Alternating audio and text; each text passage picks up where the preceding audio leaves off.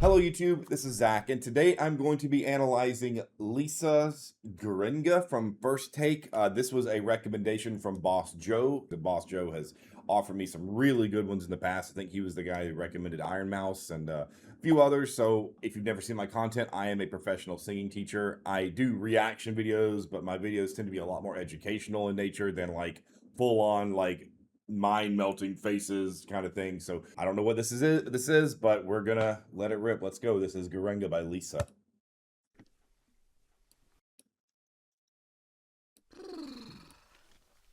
SOVT exercise.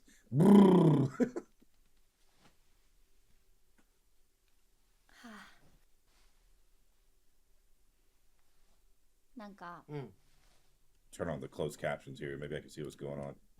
すごいいろんなことが今年あったじゃないですか、でなんか今年のいいエンドが待ってるじゃないですか、そうだね。なんかすごい報われた感じがします。そうだね。Someone give me some context. そうですね、それをここに I don't know what this is. Yeah. Yeah, someone give me some context here. はい、いきます。じゃあよろしくお願いします。お願いしお願いします。いきます。強くなれる理由を知った僕を連れて進め、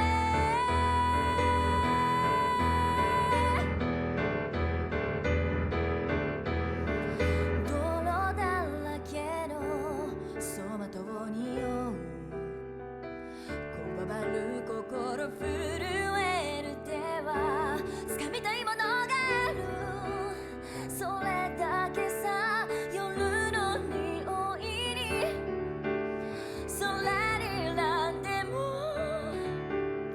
変わっていけるのは自分自身だけ。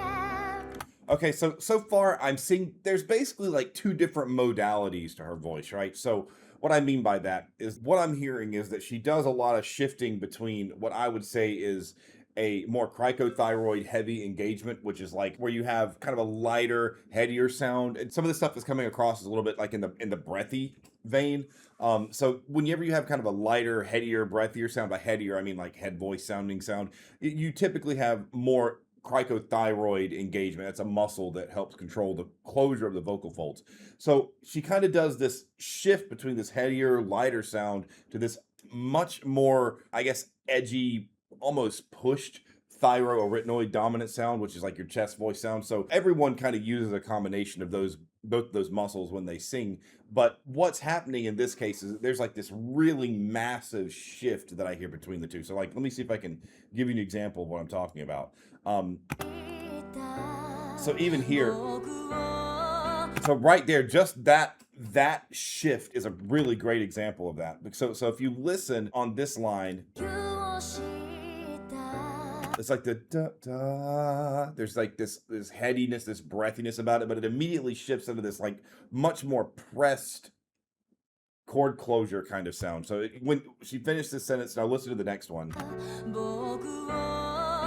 So you hear the two. There's like the lighter sound, and then there's the more full engaged sounds. There's like this almost like modality shift that you hear in her singing a lot. And I let it play a little bit longer than I normally do. Usually I stop within the first like 10 or 20 seconds to give my thoughts, but from the beginning I immediately heard that there's a lot of variation going on in her sound, and so I wanted to make sure I could get a better understanding of what she was doing before I said anything. She's got great intonation. I really like her sense of pitch. I really like her ability to make these melodies sound fluid and sound consistent.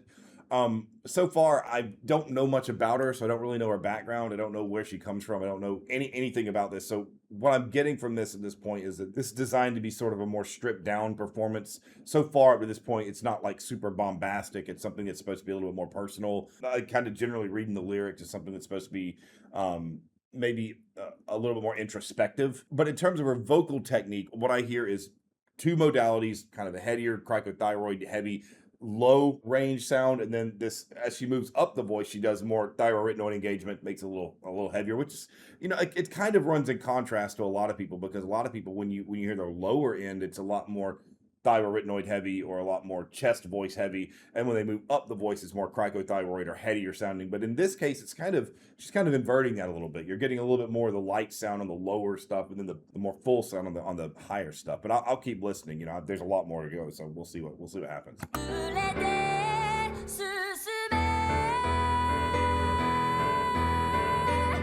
I'm assuming this is in context of another song, like maybe this is like rearranged on piano. Yeah, see, that line's airy. But see there, so there again, as it moves up, you hear it, and it's a little fuller, it's a little more chest voice sound. It's different. My brain's kind of like I guess I would say that this has subverted my expectations of many singers, because I'm not used to hearing it breathier, softer, and then fuller as it goes up. Usually when you get the softer, breathier at the bottom, it's breathy all the way up across the voice. But there's this like backwards sort of thing going on that I'm not really used to. So I'm processing it all as we go still.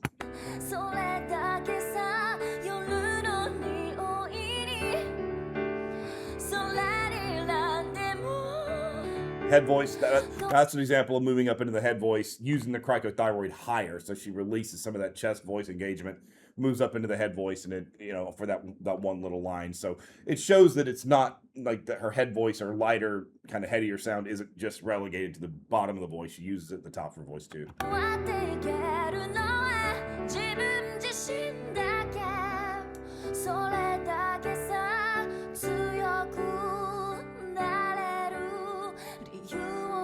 I really like her embouchures. Embouchures are basically your lip shape. So like, if you look, like, she sings an uva, and I don't know the Japanese language. I mean, like, I know as much as you can pick up by like watching some animes every now and then and picking up a few words here and there. But what I do like is her embouchures that she's using when she sings these words. So embouchures your lip shape. So whenever we use any of the 5 cardinal English vowels, you know, A, E, I, O, U, or, you know, Italian is probably a better blueprint for it, E, A, A, O, U. But anytime you use any of these vowels, your lips create a specific shape, E, A, A, O, U, right? So each one of those lip shapes is conducive to creating a vowel sound. So when you see embouchures that are narrow and they are very deliberate in the shaping to match the vowel, that usually means that you're going to get really good, efficient sound production. And the reason for that is because, you know, a lot of people think that all the sound is it just whatever happens here is what you get, but that's not true. When the sound source, when the vibration from the vocal cords themselves travels up the vocal tract, which is basically a fancy version of the resonance chamber, you know, it's the resonance chamber going from the throat to the mouth. Well, the end of that tract is the lips. So, you know, the shape that you make with your lips at the, you know, at the end of it is kind of how the sound finally leaves. So I want to use this as an example. I want to explain a little bit first. But like if you look, she sings an oo vowel, and you can see on the oo vowel, her lips are very narrowly rounded. It's an excellent embouchure. I think it's right here. Yeah. See, yeah, the embouchure is really narrow, matches the oo very, very well. Right there, it's excellent embouchure. Another thing I like about our embouchures too is that typically they've been narrow and not getting wide. You generally want to avoid making it go way out like that, because it creates extraneous spatial tension when you do that. And I like how she's keeping her embouchures narrow. The more narrow and the more natural your embouchures are, generally the more efficient your sound is going to be.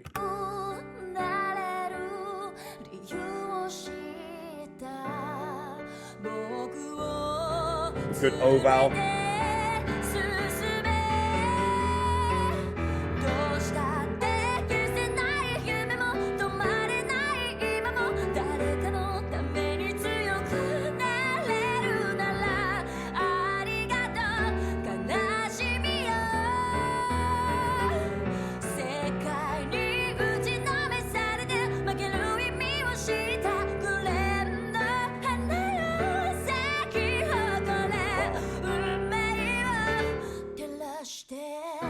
Yeah, she's got a lot going on there. There's a lot to talk about. So first off, the way that she delivers this chorus is much more aggressive than she was seeing up at this point. She's using a lot of subglottic pressure. And so what that means is the amount of air pressure that comes from underneath the vocal folds. And I won't get too complicated about this, but when we breathe in, there's a certain amount of pressure that's built up kind of in this region because the diaphragm is holding the air in, and there's this vacuum that's been created, and as you make sound, that air has to come out somehow. So the amount of pressure that's being used to make that air come out is what how I talk about subglottic pressure or subglottal pressure. So when I hear how kind of not forced, but how like almost has this like pushed, almost spinto type sound, this like push sound that's coming from this extra subglottal pressure that's coming from underneath the vocal folds, kind of from the trachea and from the raising of the diaphragm.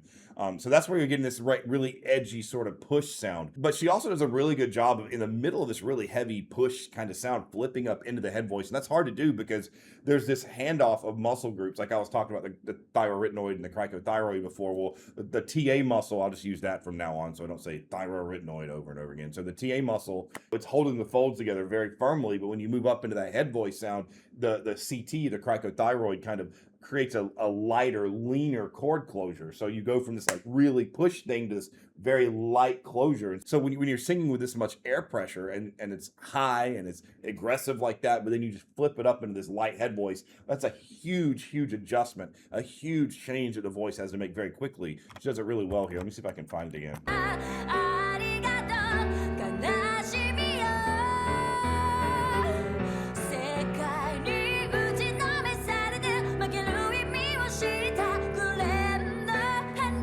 That right there. Yeah, so you can hear how there's this like really push sound that just flips up into this head voice so easily. I mean, like, listen to it again. Now that I found it, I can like laser in on it here.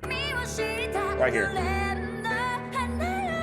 Right, so that flip into the head voice is so fluid and it sounds so easy, but what's really going on, there's a huge change in the muscle engagements as she's moving up that far. So it takes a lot of control, it takes a lot of work. I guess if you think about like yodelers, they train themselves to do that kind of thing a lot, where they have to have this really full sound, they flip up into their head voice very frequently. It's a skill you have to train, because if you if you don't balance those air pressures out the right way, it turns into a total train wreck. It's a catastrophe. So really nice job with that. In case you did not know, it is harder than ever to grow on this platform, so please like and subscribe. It helps me out so much. On that note, I also am a professional singing teacher.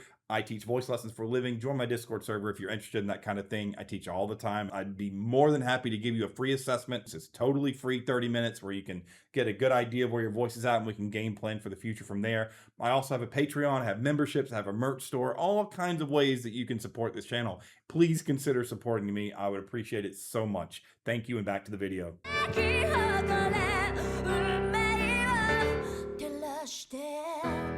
There's a little bit of the raspy, guttural sounding stuff, a little bit in there.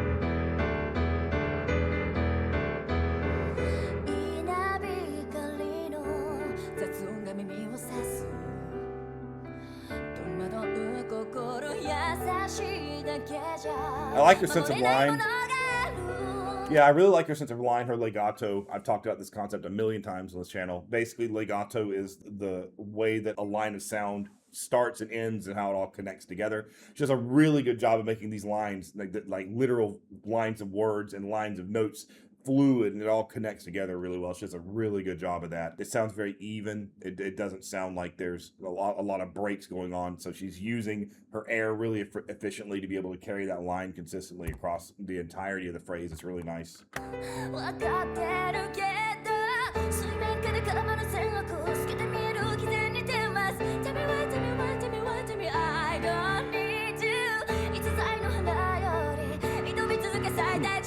Nice. Great enunciation. Very rhythmic. I like this. This is good.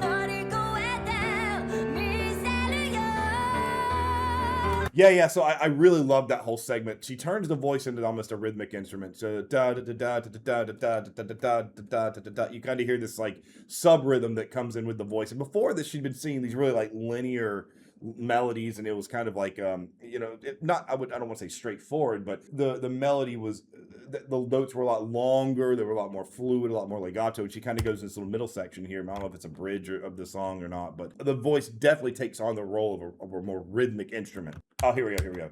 Yeah, so you can hear how the intensity of the song ramps up because her voice shifts. You know, you got the accompaniment, you got this piano playing the whole time. The piano's kind of ramping it up in terms of the big chords, you know, kind of going a little bit faster, and there's more motion in the piano. But what's really driving this is the motion in the voice. You can hear that da da da da da da da da da. You can hear the voice kind of creating more rhythmic accents in the lines that makes it sound more upbeat. Yeah.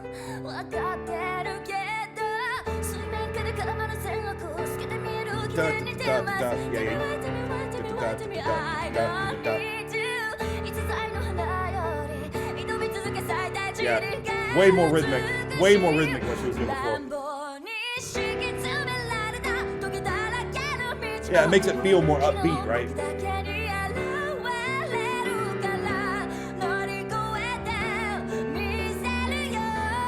Yeah. I like it, someone's talking.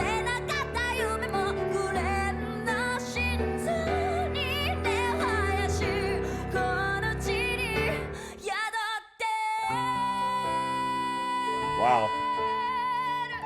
Oh, that's tough. That's I can't sing like that. I can't do that like push sound. That's tough.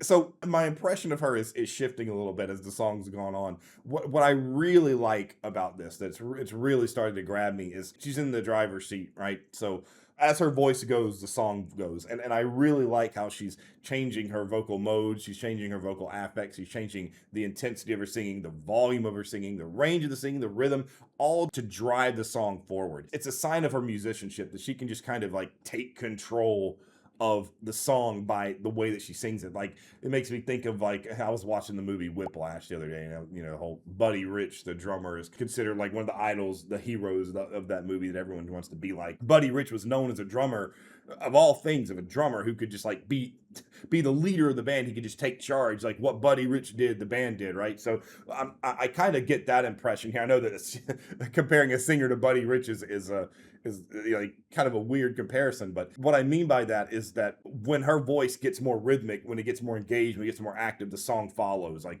the way her voice goes is the way the song goes. And you hear that a little bit with lots of singers, but particularly in her case, I like how her energy level drives the music, and you can hear how her increased engagement makes it move forward, and it gives the song more motion. It's a sign that the singer is allowing themselves to be encapsulated by the music and become a vessel for the music, and allow their voice to be the thing that makes the music exciting and energetic and beautiful, or whatever terms you want to use for it. So really interesting, really musically sensitive. I like it a lot.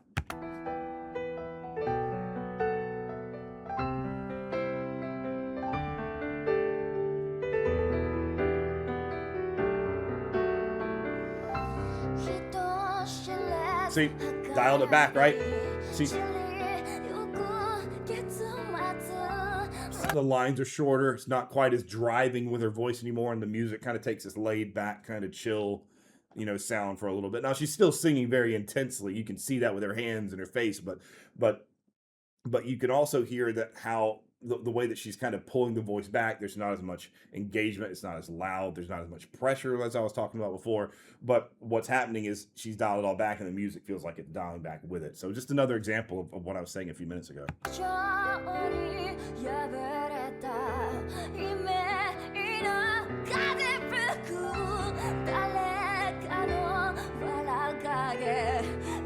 Feels like controlled range or something.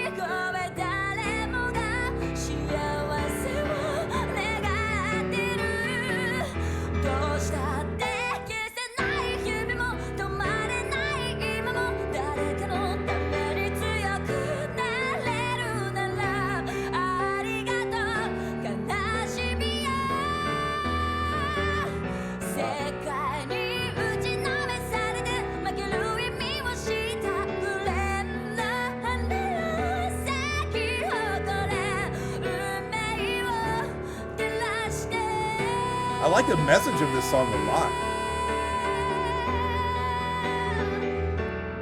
It's almost like, it seems like the song is almost glorifying taking on the struggle for other people, and finding a sense of self and happiness, and I guess a sense of peace by understanding that even though you might be dealing with struggles that are, maybe even on behalf of other people, you're helping make your life better and the people's lives around you better. So it's like a conscious sacrifice. And that's a really interesting idea. And I think that, I mean, I've experienced that before many times in my life. And I'm sure that many of you have as well, feeling like, well, I might be in a tough spot right now. And this might not necessarily be all my doing, but, I know that it'll make the lives of people around me that I care about and myself better if I can just endure this a little bit more. So, almost like this whole idea of being thankful for the struggle.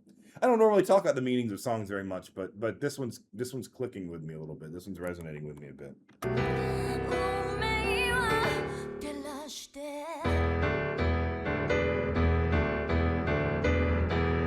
This has been a very different analysis for me than normal. Well, okay, that's it. Yeah, this one was different for me. I don't know if I've heard a song quite like this on this channel before. This one was different. I found myself more caught up in the contour of the singing and the direction of the song and the meaning of the song than I did the technicals. Yes, of course I talked about the technicals, but in my mind, like, anytime I make these videos, I'm kind of balancing like what's the most important thing to prioritize. And so when I'm talking, this one was tougher for me because I was thinking a lot more about what the idea was here, like what's the meaning of this and what's the direction of the song. And I like it. I think that it's I don't know anything about her as a singer. I mean, apparently she's a phenomenon. Her videos have hundreds of millions of views. So maybe you all can give me a little bit of insight about her background and where the song came from. But it's absolutely got a profound message, and that we all have to find, something within ourselves when we endure the struggles of other people, and when we take on the burdens of the world. There's some element of peace. There's some element of happiness that we have to find, seeing that as being our place, even if it's temporary, until these struggles have been endured, or however you want to word it. And I really like how her voice acted as a vessel through the contour of the song. And yeah, this is outside of my wheelhouse a bit in terms of how I discuss these things. Usually I'm really astutely breaking down specific methods of technique, but really in this song, I mean, she's a great singer, but I'm more impressed by the way that she conveyed the idea of the song. And I loved how many different modes and different variations of sound she create that deliberately and overtly change the feel of the song as a whole. So yeah, a little bit of a different analysis for me today than normal. I don't normally delve into the feeling and the more subjective things as much, but hey, maybe that's a sign that this is a truly exceptional performance if it took me a little bit outside of that analytical side of myself and got me thinking a little bit more introspectively and contemplatively. So great performance. Thank you for the recommendation, Boss Joe. I'll check out some more by her for sure. Maybe you all can recommend something that is, a little more show-offy, something that shows off her skills a little more. Obviously she has skills in this, but maybe something that's a little more like more bravado, something that lets me see like, at her absolute vocal peak. I'd like to hear that. What's the best thing that she's done. But yeah, I'll definitely check it out again for sure. Thank you all for watching this, and yeah, I'll see you all again soon. Bye.